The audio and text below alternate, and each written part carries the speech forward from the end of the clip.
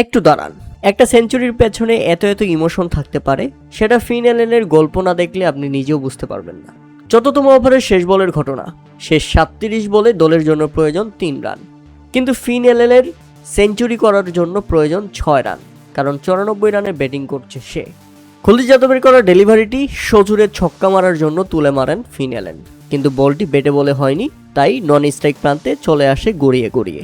Over শেষ, অর্থাৎ সেঞ্চুরির স্বপ্নও শেষ ফিন অ্যালেনের, কিন্তু না, সেখানেই বড় মনের পরিচয় দিলেন ক্যামেরন গ্রিন।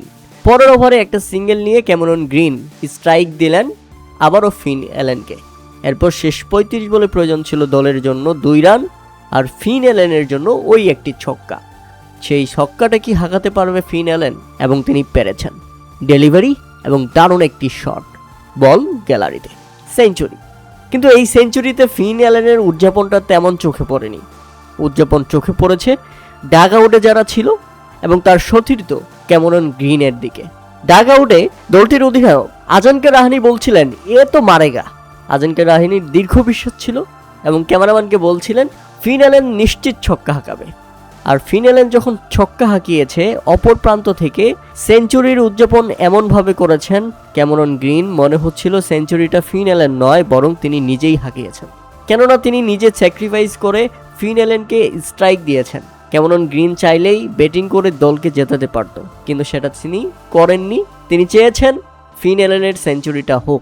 আর ফিন অ্যালেন যখন সেঞ্চুরি হাঁকালেন, তখন ডাগ আউটে সবার উদযাপন দেখে মনে হয়েছে যে এই সেঞ্চুরিটা ফিন অ্যালেনের নয়, বরং এই সেঞ্চুরিটা পুরো কলকাতার পুরো ক্রিকেটারদের ইমোশন। সবাই চেয়েছিল যে সেঞ্চুরিটা হোক ফিন অ্যালেনের। তবে যাই হোক, আজকের ম্যাচে দুর্দান্ত জয় তুলে নিয়েছে কলকাতা নাইট রাইডার্স। একেবারে দিল্লিকে লজ্জায় ডুবিয়ে দিয়েছে। কলকাতার সামনে ব্যাটে বলে কোনো ধরনের পাত্তাই পায়নি দিল্লি ক্যাপিটালস। তাই তো 8 উইকেটের বড় জয় নিয়ে কলকাতা এখন পৌঁছে গেছে পয়েন্ট টেবিলের 7 নম্বরে এবং দিল্লি ক্যাপিটালস চলে গেছে 8 নম্বরে।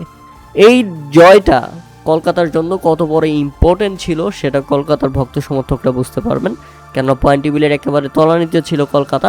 এখন কলকাতা আশ্বাস দিচ্ছে যে তারা উপরে উঠে আসছে, পয়েন্ট টেবিল জমে উঠেছে, এখনও সুযোগ আছে সবারই। এখন দেখার বিষয় কে কাকে টপকে উপরে আসতে পারে এবং সুপার 4 কোয়ালিফাই করতে পারে।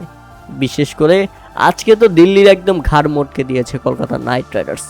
47 বলে সেঞ্চুরি, ফিন অ্যালেন দুর্দান্ত।